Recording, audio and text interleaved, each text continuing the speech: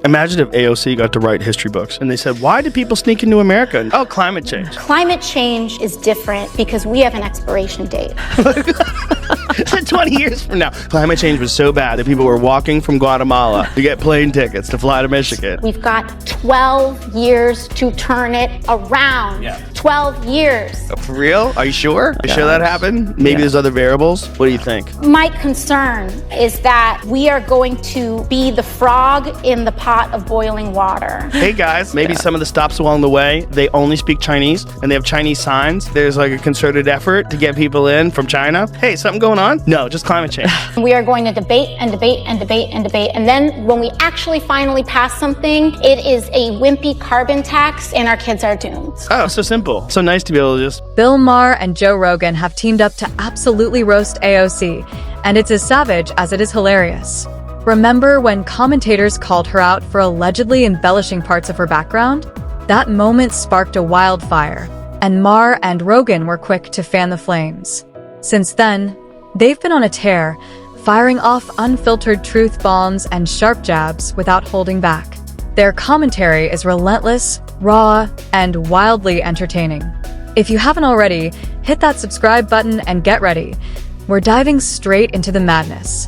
AOC said. He wanted to pick a fight with me, little me. He's gonna lose that. It's amazing. Maybe don't send our country into war because you're in some type of mood. It is straight out of South Park. Gosh. It's straight out of South Park. Congress was supposed to have a classified briefing today, and they canceled it last minute. Like what? Yeah, I know. It's giving scrambling. It's giving disorganized. It's giving they are having problems behind the scenes. Do you know something I don't know? Please understand that this is Trump's. This is a Republican. Don't let them... I'm not entirely sure what set it off, but it's downright hilarious how Joe Rogan doesn't even pretend to take AOC seriously anymore. The days when he praised her as the bold, up-and-coming star among flashy Democrats are long gone. He used to admire her fiery speeches and even called her brave for charging into Congress at such a young age. Now, that respect has vanished, replaced by biting mockery that cuts deep. And Rogan isn't pulling any punches. The video of when she found out she won. It's amazing. Play it. I'm gonna grab her. She's right here. I can't let you go. It's like one of the realest moments. And look, people are angry. 28-year-olds, what does she know? What she doesn't know, she'll learn. Maybe she knows a lot. I like the fact she wasn't supposed to win. I like the fact that the guy who was an incumbent was a 10-term incumbent. Yeah. And that he spent 10-1 versus on her.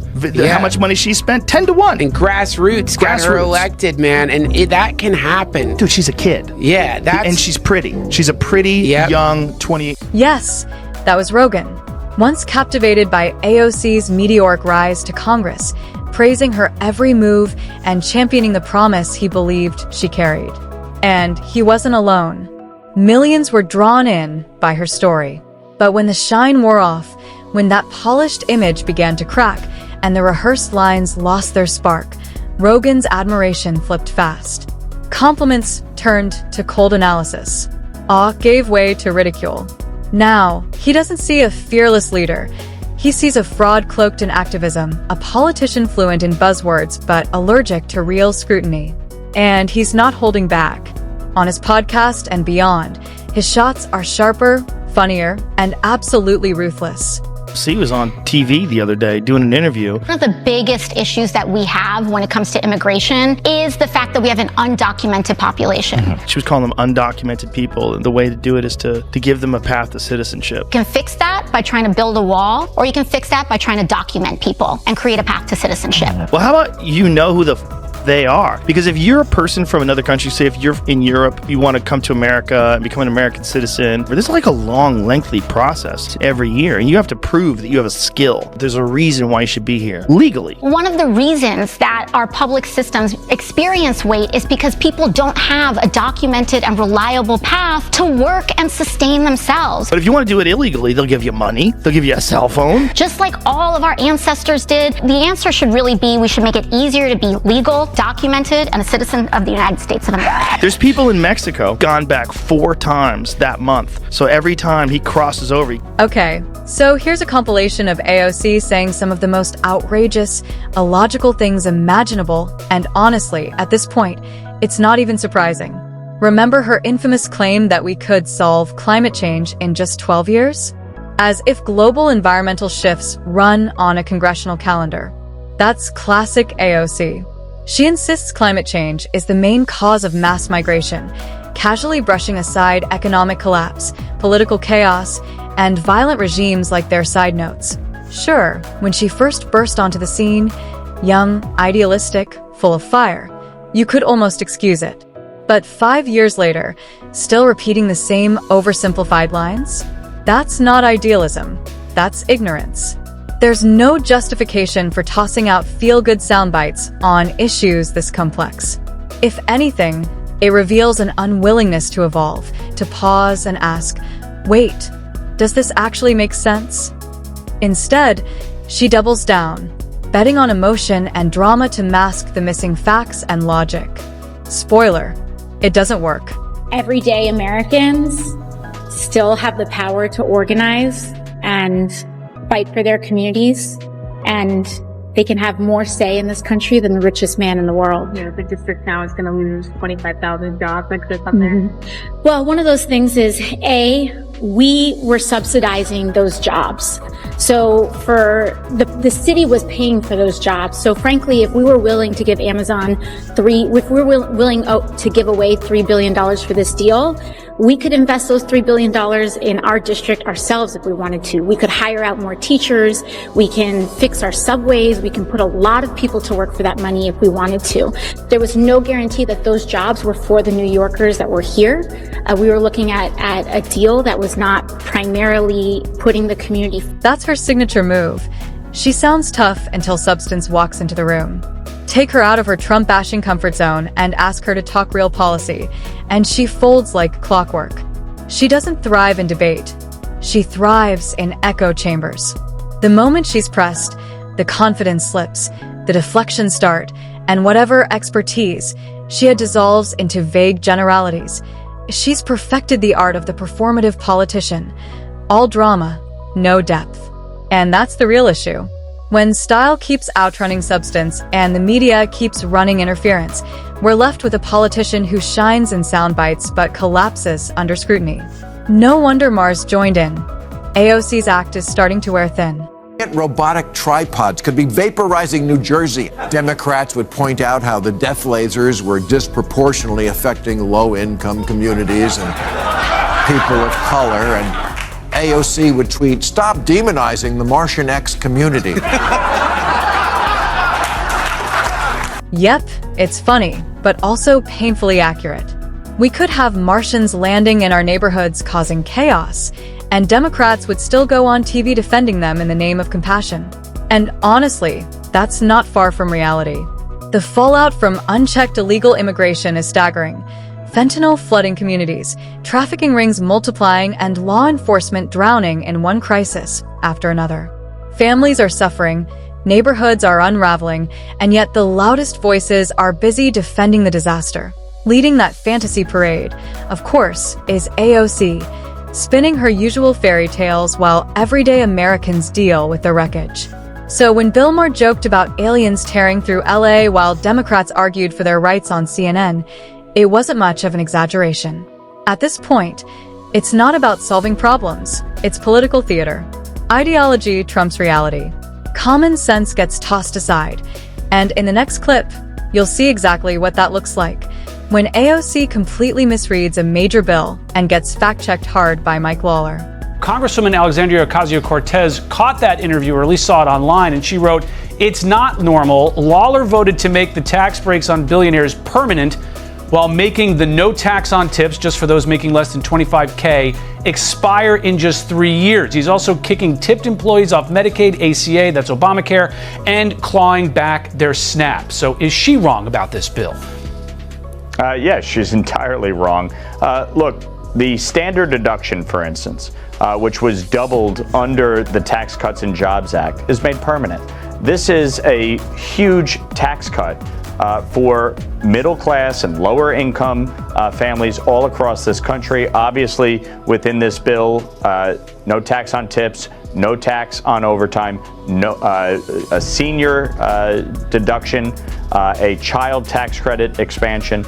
This is targeted towards the middle class and working class and lower income Americans all across this country. And that's exactly what I've been saying.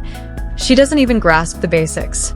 Worse, she refuses to pause, research, or meaningfully engage before rushing onto the stage with another half-baked take. Take that major bill, for example, a measure designed to ease the financial strain on the middle class through broad tax cuts. AOC came out swinging with misinformation, claiming the government was targeting Americans earning under $25,000 while giving the wealthy massive breaks. It was more fiction than fact, much like her carefully curated Bronx girl persona, despite records showing she grew up in Yorktown, Westchester, and who could forget that viral claim about her cashing her grandmother's Social Security checks. Total satire, zero truth. 5 years into her congressional career, and she's still leaning on emotion and theatrics instead of hard data and informed debate. At this point, it's not ignorance, it's willful denial. Sure, people argue she draws a crowd, but as Mar points out, that means nothing when the message is built on a house of lies. About the big crowds that come out to you when you're talking in a festival or wherever they are, I think is because I think Bernie showed up at Coachella. That must have been fun for the fans. It's who shows up on election day. And I just don't see that's the ticket. I mean, Cory Booker, I know you've worked with him. I like Cory a lot from my home state of New Jersey. Made a speech for 25 hours. Again, just whacking each other off.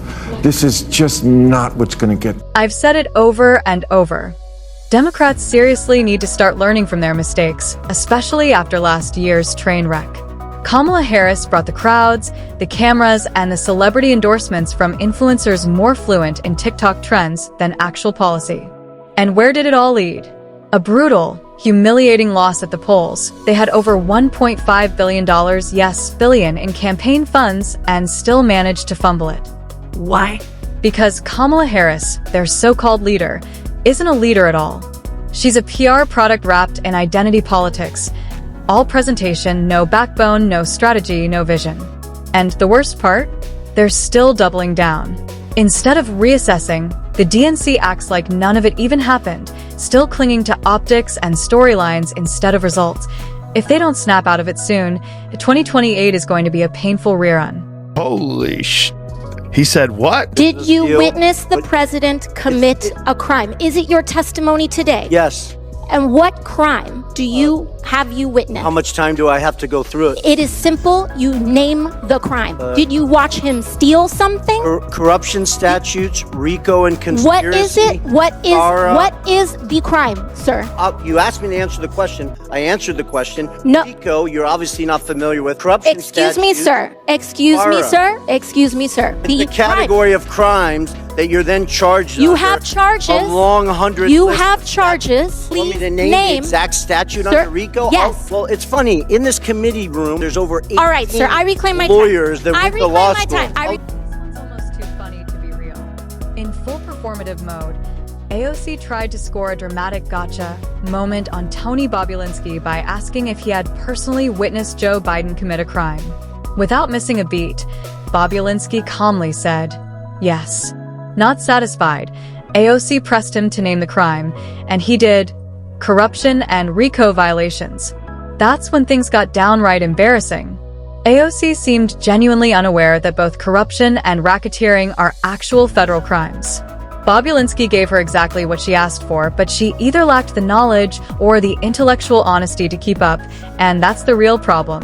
She set out to discredit a key witness and ended up exposing her own ignorance, live, unfiltered, and in front of millions. Not exactly the shining intellect her supporters love to celebrate.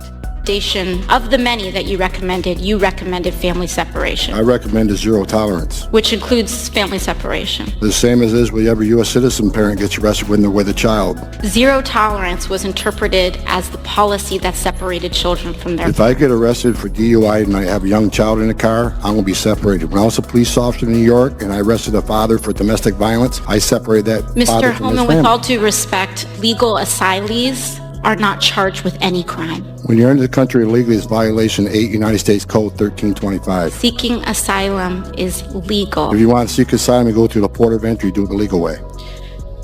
AOC still feels far too manufactured to be taken seriously as a presidential contender, too woke for the average voter, not sharp enough to handle global complexities, and far too loud for a role that demands poise, intellect, and diplomacy. Her obsession with attention, sound bites, and going viral might win likes online, but it collapses under the weight of real leadership. That said, she's not beyond redemption. She's still young, and with genuine humility, introspection, and a willingness to learn instead of lecture, she could evolve into someone more grounded and capable. But let's be honest, right now, she has no business even whispering about the presidency. What she needs is time, maturity, and a hard reality check. Until then, her focus should be on substance over spectacle, on growing into the kind of leader she claims to be. As it stands, AOC is all performance, no policy, loud, unrefined, and out of her depth. Her presidential dreams aren't laughable because of her age, but because of her refusal to grow. If she's serious about leading, it's time to drop the act and do the work. The clock's ticking, and that wraps up today's breakdown. If you enjoyed the analysis, don't forget to like, subscribe, and hit that notification bell for more. Thanks for watching. See you next time.